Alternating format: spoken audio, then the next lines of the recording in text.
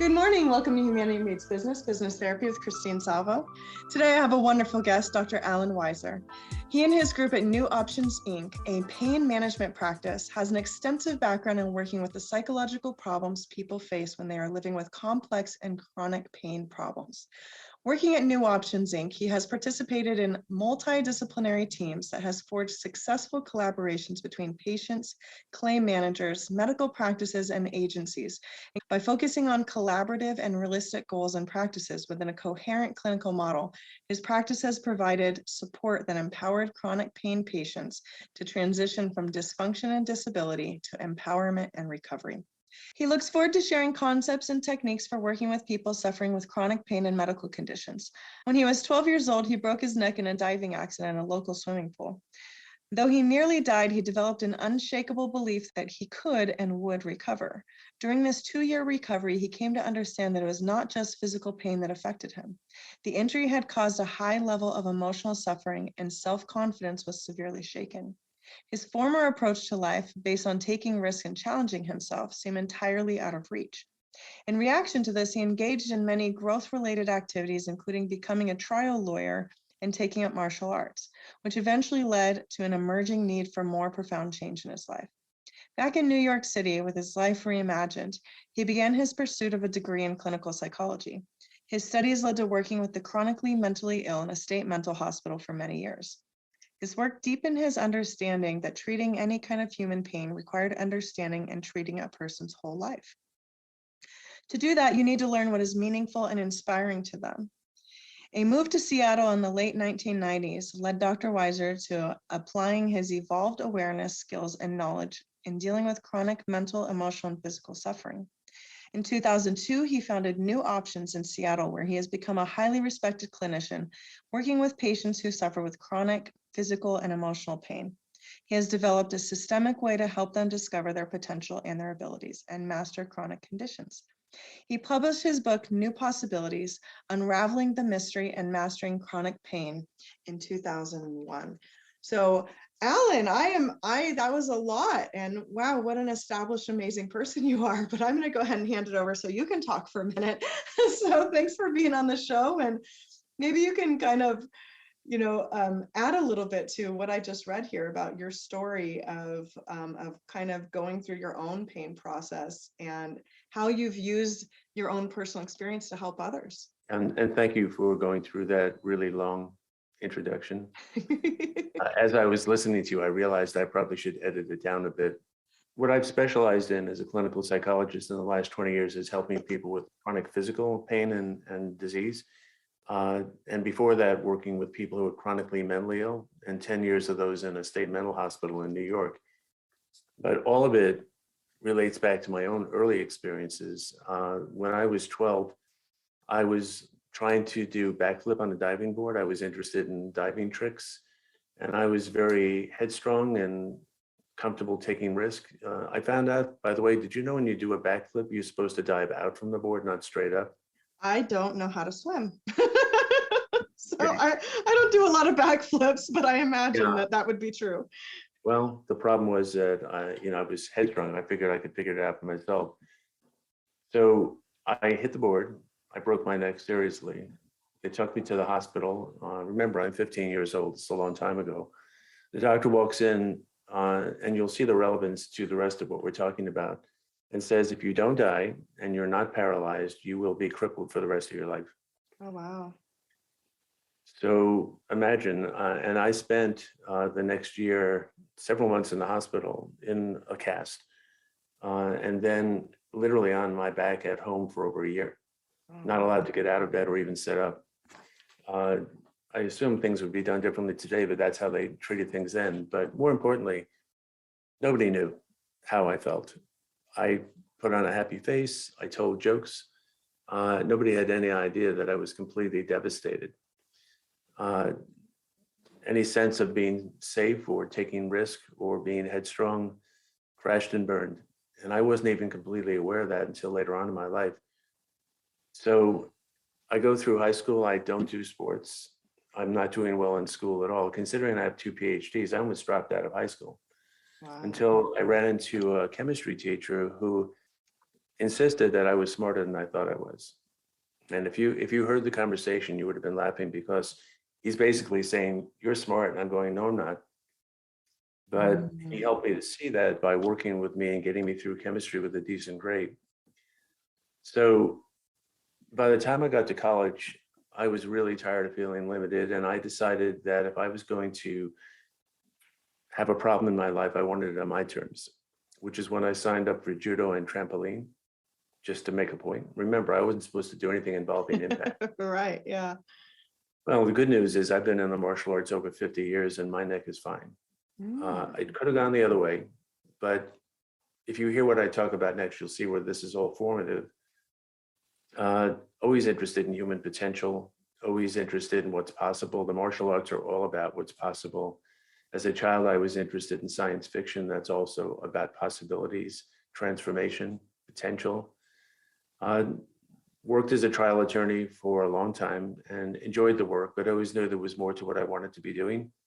But also in that work, took on the role of defense and tried to empower people that didn't really feel like they had any power in a system that could be overwhelming.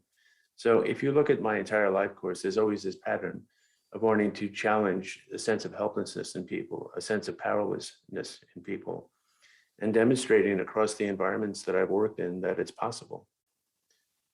Working with the chronically mentally ill was probably the best thing I've ever done in my training, because these were people who were not only psychotic and in a hospital, but institutionalized. I've been trained classically. I went through psychoanalysis for 15 years, but I began to understand that treating the illness was really not the right focus, that the focus needed to be on helping to resuscitate the person's life. That if you are mentally ill and you're in a hospital, it's not just the mental illness, it's what kind of life do you have left? How much have you lost? So I learned quite a bit about that and how to actually deal with it through techniques that help to empower these people and actually get them out of the hospital and back into some life, whereas most people had written them off. When I got into chronic pain work, almost accidentally, I discovered the same thing. My patients weren't psychotic, but it wasn't just the physical injury or the illness. It was the collateral damages, right? If you look at the book, Unraveling the Mystery really means understanding that when you have a chronic pain problem, that over time, it begins to affect everything, your physical life, your personal life. There's up to 200 potential collateral damages from having chronic pain. The medical system is only designed to deal with the injury. They don't address the rest. And all of those collateral damages feed back into how much pain you have and how well you can recover. For example, if you have sleep disruption, which is common with pain, that's going to add up to 50% to your pain, not to mention undermining your immune system, so it's harder to heal. So my patients over the last 20 years have been really good teachers in educating me about all the things that can go wrong. So that was the first part of the development of this approach. My experience in business, because I'm also entrepreneurial and have started a number of companies, been a consultant to other companies and helping them to build it, was always based on it being employee-centered and empowering the staff and developing ways of interacting with each other so that everybody has ownership and buy-in, which everyone knows is the thing that will make companies successful, but it's very difficult to do. So the same approach that I use with the chronically mentally ill, the chronic pain patients, was actually applied in many ways in business successfully. So here's the part that's really interesting. When I first started and I would hear descriptions of really terrible physical problems, and they're always multiple, most of my patients have more than one problem, I basically said to myself, what do you think you're going to do with this? You know, really, you think you're going to help these people? If I hadn't worked in the hospital, I might not have had the faith that I might find a way. I didn't know what it would be, but I found a way with people that no one thinks you can treat. So over the years, I've discovered quite a bit, and a lot of this is in the book. And I would say this is the part I would like to share with your audience that's very important. It turns out, you may know this, people may know this, that human beings are the product of millions of years of evolution. Kind of know that, right? But what we don't understand is that if we are, does it not make sense that evolution would have provided you with a toolkit right? To Yes, meet any right. challenge, right? We are designed to meet any challenge, to Mm-hmm. adapt, to survive, to thrive. So when I hear people tell me that they're helpless and they're hopeless and they think nothing can be done, I know that's patently untrue. Human beings, by definition, are infinite potential. We're designed with infinite potential, but most of us don't know that. And even if we did, we don't know what the toolkit is. So that got me into thinking about, all right, what is that? Well, all human experience ultimately is defined in thoughts and feelings, right? Mm-hmm. And then those thoughts and feelings lead to action. So I'm going, all right, let's look at thoughts and feelings. And that evolved into something called the existential immune system. Turns out we Okay. don't just have a physical immune system. We actually have a psychological, emotional, and existential immune system. All you need to do is find out what the tools are and how to use them, and that will optimize your opportunity to overcome anything. Now, you and I both know how much everyone looks forward to somebody who's inspiring, somebody who Yeah. overcomes things where we go like, how in the world do you do that, right? Mm-hmm. It's like starting a successful company. How do you have a successful startup, right? Mm-hmm. Uh, I've never had more fun than when I joined a group of entrepreneurs in Seattle and would go once a month to a meeting of about 200 entrepreneurs and realize it was my tribe, because people who are entrepreneurial think the same way. It's all about possibility, right? It's all about potential. It's all about creativity. So the basic elements of your existential immune system are understanding that feelings have a functional purpose, understanding that there's forms of thinking like judgmental thinking that are counter-evolutionary, knowing how to not resolve conflict, but how to embrace it successfully, because conflict is a vehicle for relationship success. Then there's also being able to value your needs as equal to everyone else's. Many people make decisions without really considering themselves first. And then ultimately understanding how you came to operate the way you do. I don't talk to people about mental illness or psychological labels. I talk about operating systems. I'll say to a patient, you know what, a lot about what you are as a person operating in the world is fine, but you have some non-user friendly features. You suppress your emotions, you engage in a lot of dysfunctional thinking. Let's upgrade the system. And I can tell Mm-hmm. you that over the last 20 years, this approach has been staggering in its ability to change people. The first thing I'll normally hear from my patients is, I don't know if I have less pain, but I don't feel the same way about it. I don't experience it the same way. So it's been very inspiring to me to see what happens. And what I do is unique. It may exist someplace else in the country. It sure as heck doesn't exist in Seattle or in the state. And that's why if you see the places I presented and the people that endorse the book, these are people who recognize that this is something different and something powerful. I made a decision a long time ago about whether I wanted to try and change the medical system, and decided, no, I don't want to do that or create a different kind of clinic. What I do want to do is empower patients. And this model has been applied to people without physical pain, people with persistent emotional suffering, same approach.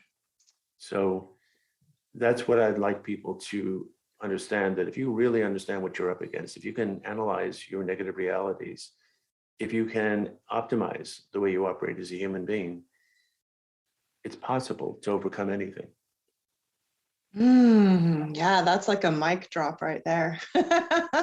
Wow, that was my brain is like going 100 miles an hour here. I have so many questions. So with all of this vast experience you've had, like you said, working in these different situations with these different kind of patients throughout your career, and really kind of just seeing that the common thread, it sounds to me like there's a common thread here, an underlying thread of, maybe, like you said, patterns of thinking, things that were maybe passed down or inherited generationally, or things like that, right? So often we don't challenge what we think we know. We just accept it as the truth. And later on, it becomes valuable to actually go back and go, but wait a minute, like you said, the doctor said, your prognosis is, he gave you, this is He what's gave me a life sentence. he gave you a life sentence, but there was something inside of you that said, well, he may know my medical situation, but he doesn't know me. He doesn't know what I'm made of. And you actually took that and ran with it. And those tend to be those kind of underdog stories, right? Back in the day, Rudy, the runt, and he finally makes the team, and Notre Dame, and all these wonderful things. But those are the things that I think we can connect to most of. I wasn't an exceptional person given a silver spoon and then did exceptional things, which that's okay too. But it's really kind of like through trial and error and my own struggle, I happen to stumble upon this. And now this is my path and my purpose, right? Once we have information like this, it can really change lives. There's almost a responsibility to share it. Would you agree? I would agree completely. And this is one way of approaching something that many other people have discovered and teach and share. But I'm a very practical person. These are techniques that we use are very efficient.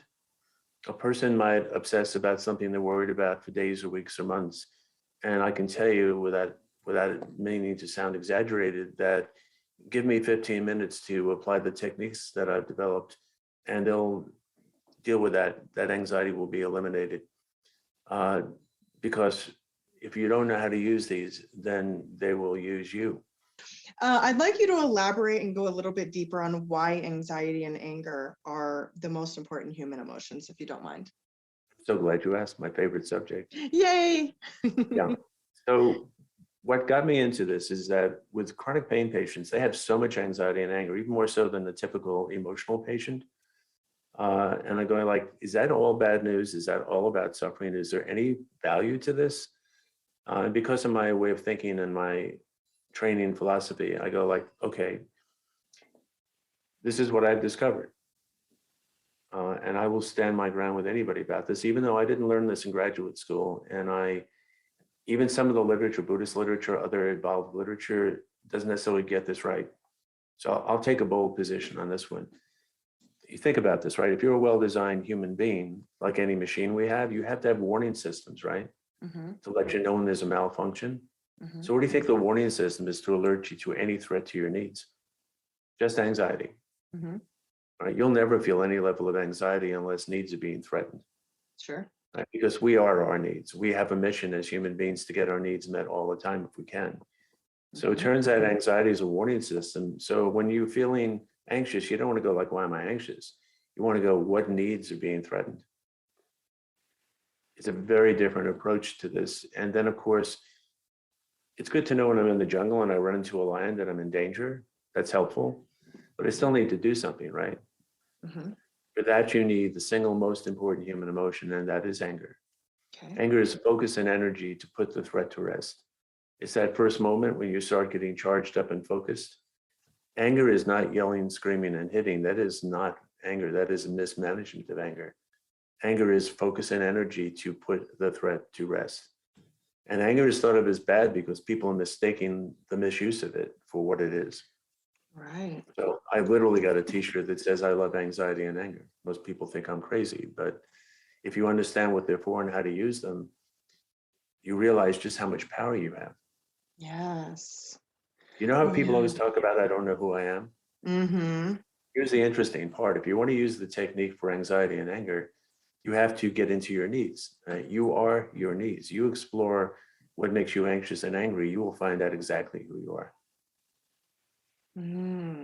So tell me, maybe like share an interesting story or two about, maybe the person thought they were anxious or angry about this, and it turned out to be something completely different, because that self-exploration often leads us to a path that we just had no awareness of, right?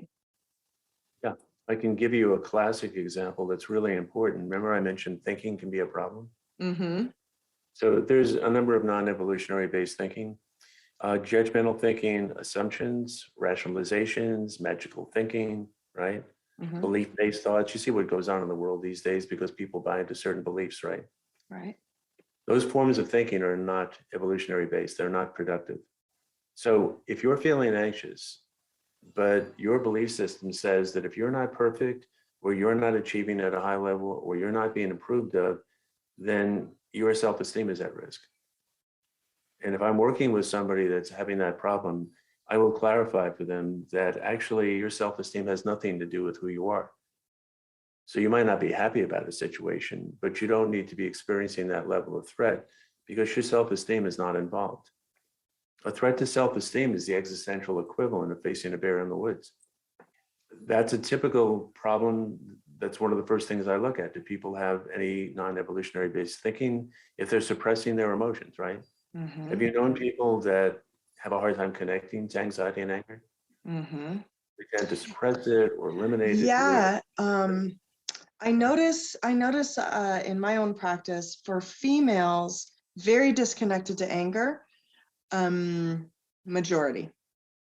So Right. they tend up to have the sadness instead, right? Well, that's because they think that anger is bad and Yeah, dangerous, exactly.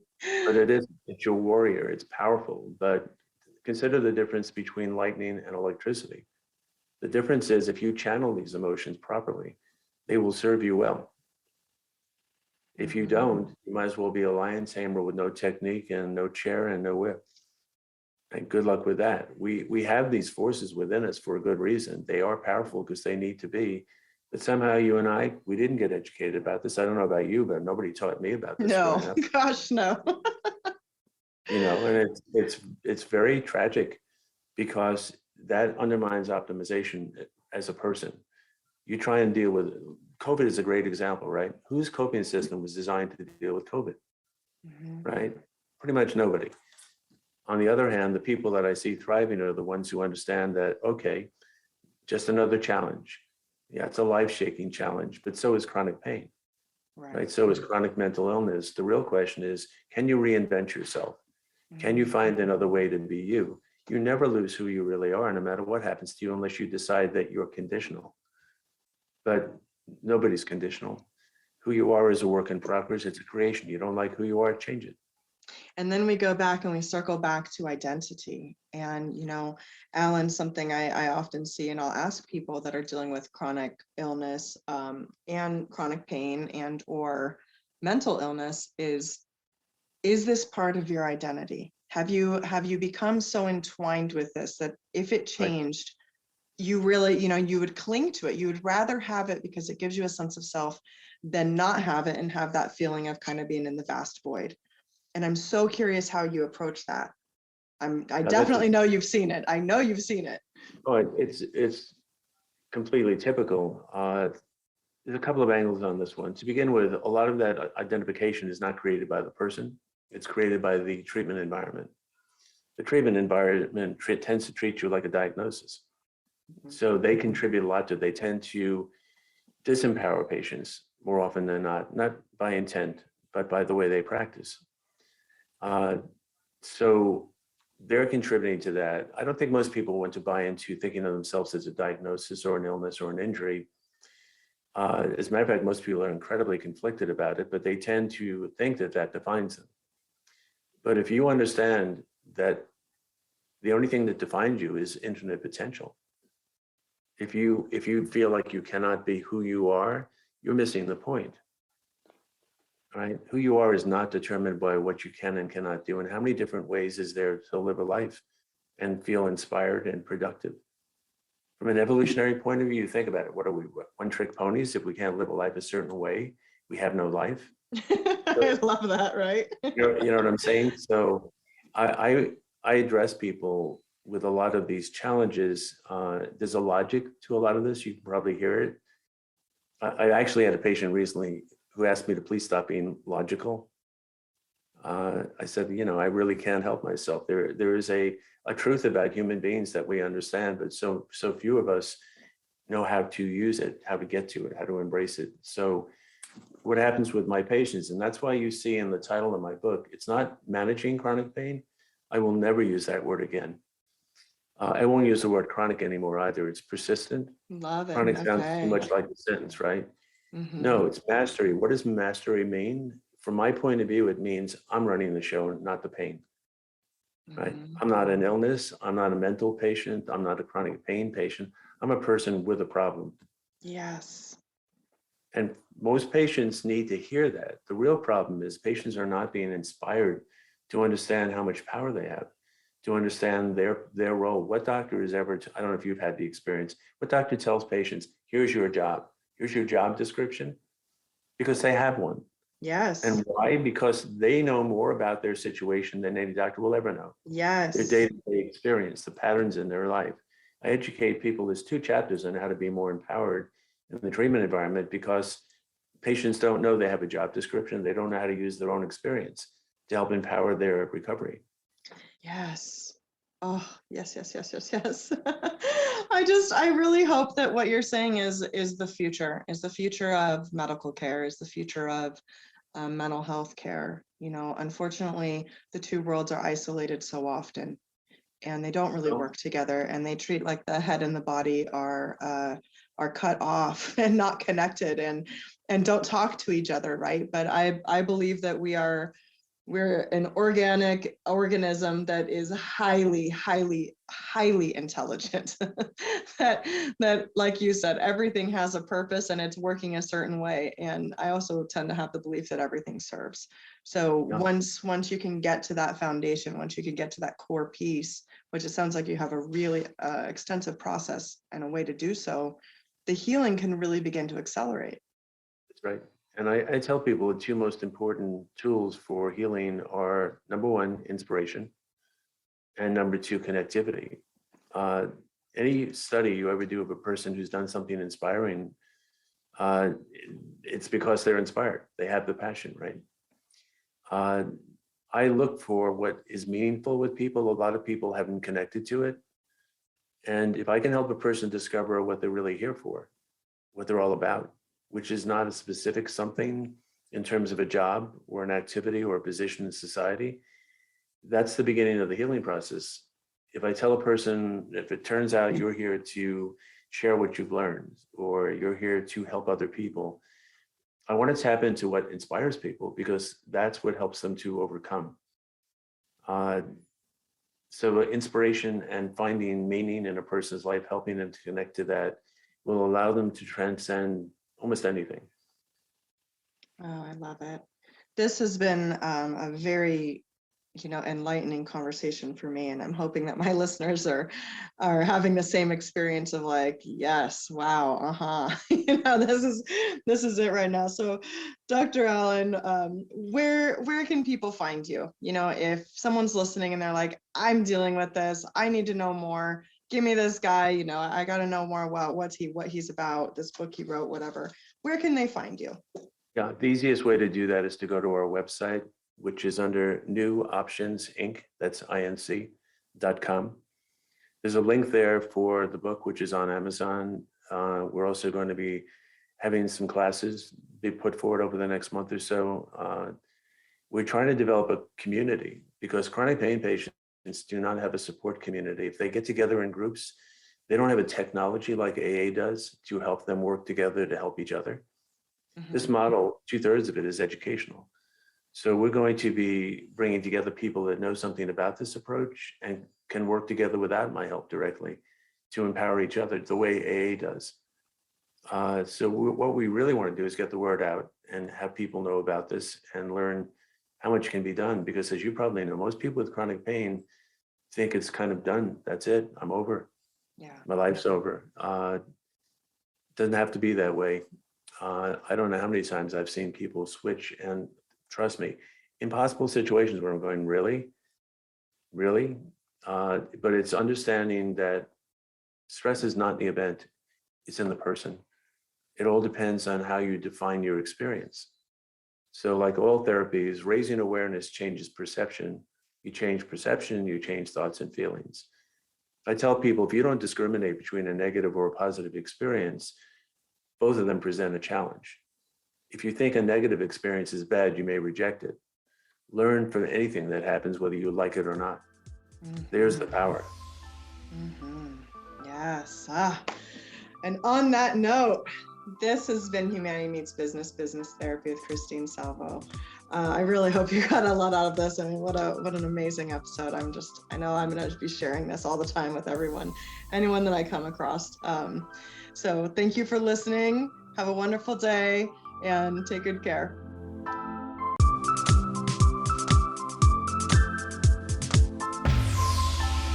Good morning. Welcome to Humanity Meets Business, Business Therapy with Christine Salvo. Today,